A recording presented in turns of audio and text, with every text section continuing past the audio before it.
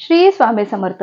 मकर राशी या राशी संबंधित आपण बरीचशी माहिती मागील भागामध्ये जाणून घेतलेली आहे.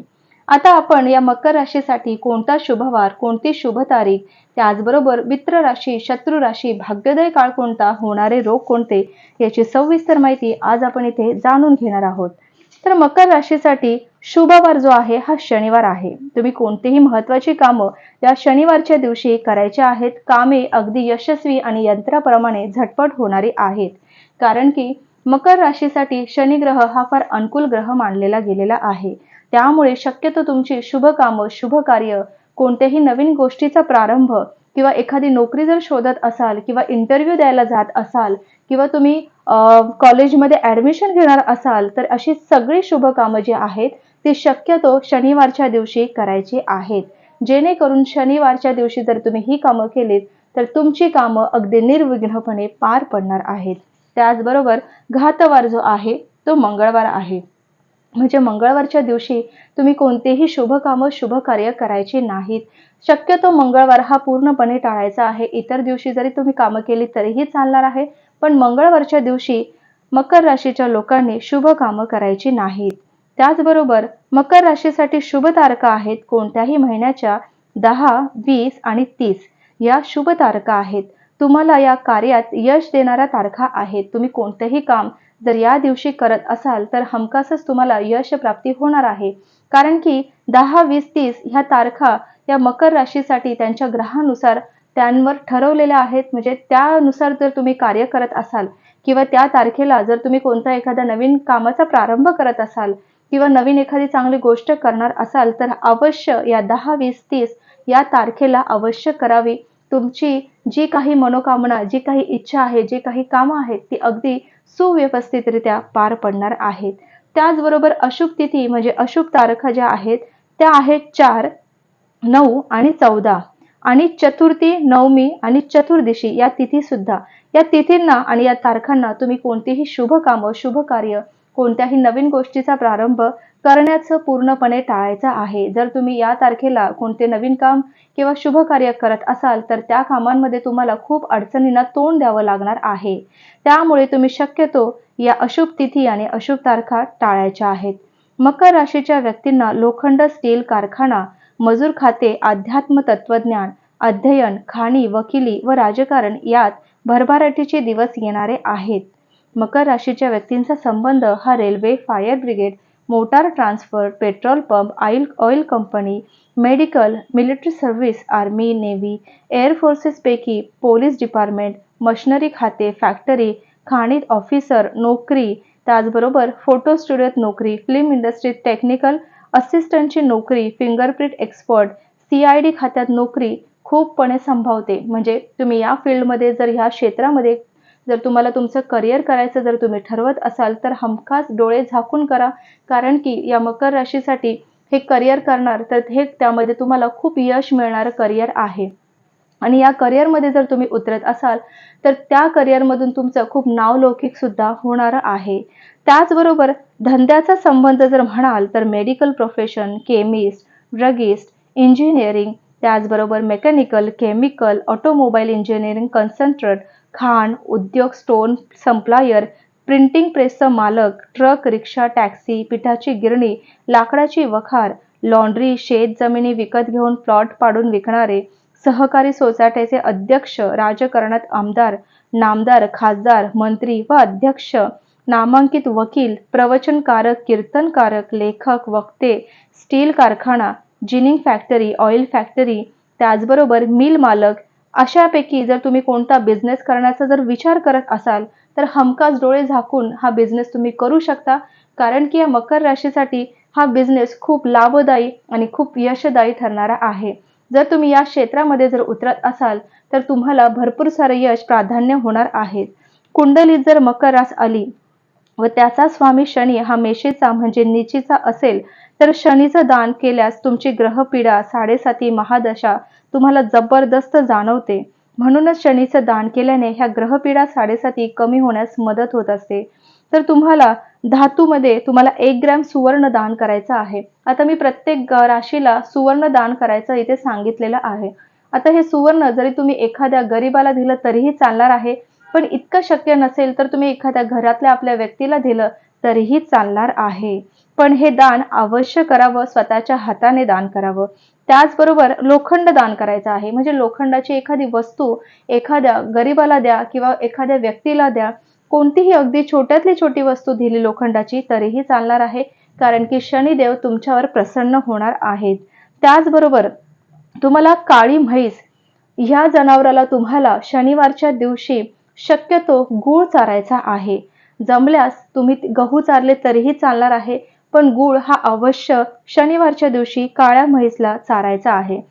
धान्यामध्ये उडीद तुम्हाला 1.25 किलो उडीद दान करायचं आहे. कोणालाही दान करा. मंदिराबाहेर जे गरीब लोक बसतात त्यांना दान केलं तरीही चालणार आहे किंवा मंदिराबाहेर तुम्ही असंच ठेवलं तरीही चालणार आहे किंवा ब्राह्मणाला दान केलं तरीही चालणार आहे.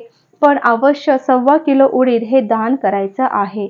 त्याचबरोबर शनिवारच्या दिवशी काळे वस्त्र धारण करायचं आहे. म्हणजे तुमची सर्व कामे ही अगदी यंत्राप्रमाणे सुव्यवस्थितपणे चालणारी आहेत.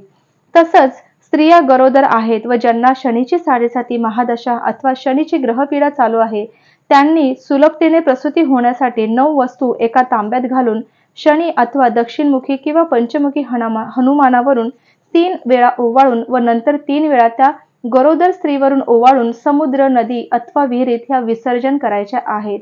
कारण की असं केल्यामुळे त्या स्त्रीची जी डिलिव्हरी आहे किंवा त्या स्त्रीला त्रास जाणवत आहे, तो त्रास जाणवणार नाही आणि डिलिव्हरी अगदी सुव्यवस्थितपणे पार पडणार आहे. ज्यांच्यावरून करणी, भानामती बाधा झाली असेल व त्यामुळे त्यांना सतत फिट्स येत असतील, अशांवरून सुद्धा ही ओवाळणी 3 वेळा केल्यास तुम्हाला खूप त्याचा लाभ होणार आहे. म्हणजे करणी बाधा, भानामती त्रास, कटकटी नष्ट होऊन तुम्हाला सौख्य लाभणार आहे. तसंच मकर राशीच्या व्यक्तींनी अहमदनगरपासून औरंगाबाद रोडवर घोडेगाव म्हणून एक गाव आहे. त्यांच्याजवळ 2-3 मैलावर शनी महाराजांचं अतिशय जागृत असं देवस्थान आहे. त्याचं दर्शन अवश्य घ्यावं. या तीर्थक्षेत्रात चोरी होत नाही. घरांना कड्या कुलपे सुद्धा नाहीत. कारण की तिथे शनिदेव महाराज वास करतात असा समज आहे आणि तिथे खरोखरच वास करतात ते. शनी महाराजांची 6 फुटी प्रचंड शिळा चौथाऱ्यावर उभी आहे. कडक थंडीत, मुसळधार पावसात व तळपत्या उन्हात भक्ताचे कल्याण करण्यासाठी शनी महाराज सदैव तिथे तयार असतात. शेजारीच लिंबाचं झाड आहे. या झाडाची फांदी शनी महाराजांवर सावली पाडू लागते की आपोआपच त्याची पानं गळून पडतात. शनिदेवाला तेल, रुईच्या पानांचा हार, उडीद, काळे बिबे, काळे तीळ, लोखंडी खिळा व्हावा. मनातल्या सर्व इच्छा अगदी फलद्रूप पूर्ण होणाऱ्या आहेत. शनी महाराजांचे दुसरं देवस्थान मराठवाड्यात शहागड जवळ गोदावरी काठी राक्षस भुवन जालन्यापासून 40 मैलावर आहे. हे सुद्धा अगदी जागृत देवस्थान आहे. शनी महाराजांचं तिसरं देवस्थान चाळीसगाव जवळ आहे. त्याचंही दर्शन अवश्य घ्यावं.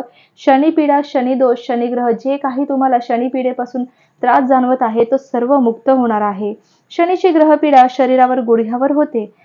त्याचबरोबर सांधेदुखी, गुडघेदुखी, सर्दी किंवा शीतवात उत्पन्न होत असतो. विशेषतः शनीच्या महादशेत ही फलं अनुभवायला येतात.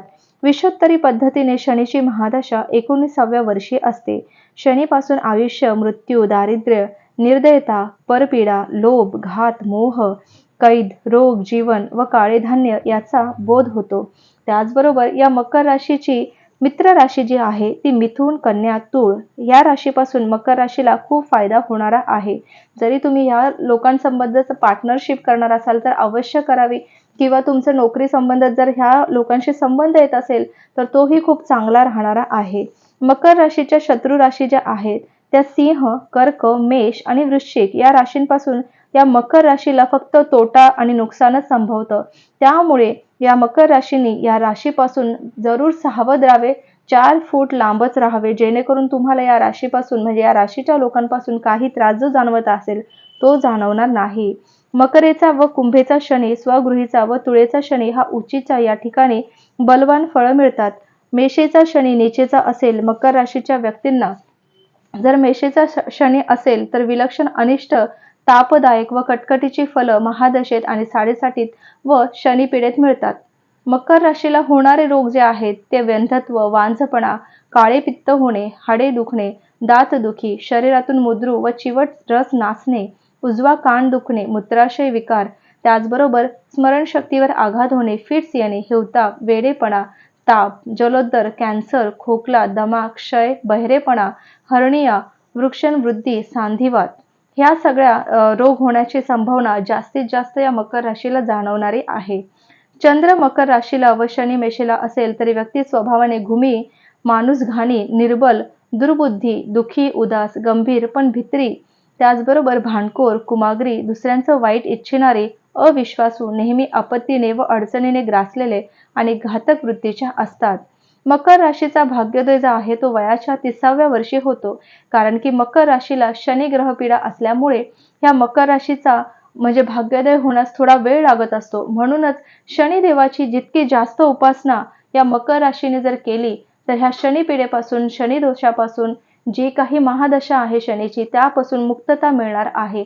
त्यामुळे शनीची उपासना, शनी महात्म्य, शनिपीडा कवच, त्याचबरोबर शनी चालीसा ह्या सर्व गोष्टी नित्यनेमाने रोज पठण करायच्या आहेत. या पठणामुळे तुमच्या जीवनावर खरंच खूप वेगळा प्रभाव पडणारा आहे.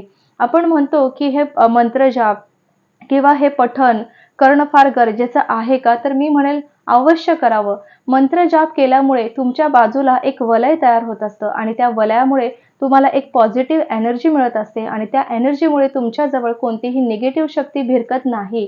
यासाठी हे पठण, हे हनुमान चालीसा, हे शनी चालीसा, त्याचबरोबर नवग्रह पीडा स्तोत्र ह्या सर्व गोष्टी नित्यनेमाने जर तुम्ही पठण केल्यात तर या सर्व गोष्टींपासून, या सर्व निगेटिव्हिटीपासून दूर राहणारं आहे.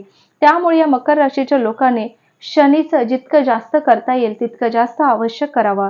त्याचबरोबर या मकर राशीसाठी भाग्य दिशा जी आहे ती पूर्व दिशा आहे. म्हणजे पूर्वेला जर तुम्ही कोणतेही कामं करत असाल, पूर्व दिशेला बसून तुम्ही कोणत्या कामाची सुरुवात करत असाल किंवा तुमचं एखादा व्यापार उद्योगात असाल, जर तुम्ही एखाद्या आसनावर तिथे किंवा एखाद्या चेअरवर बसत असाल, तर शक्यतो पूर्व दिशेला तोंड करून बसायचं आहे.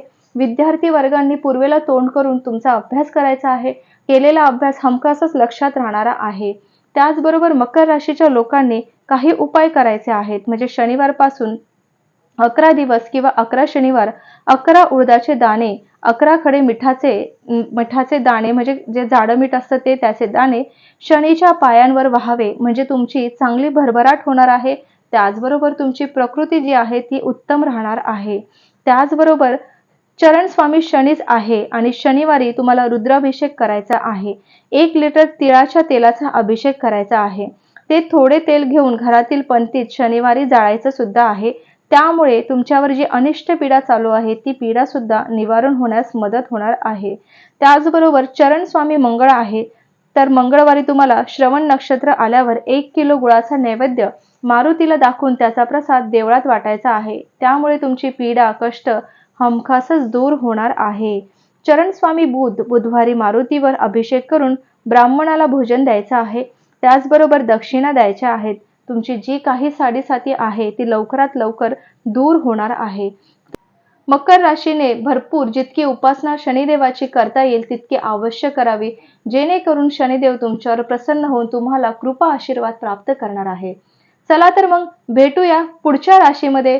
तोपर्यंत श्री गुरुदेव दत्त, श्री स्वामी समर्थ महाराज की जय.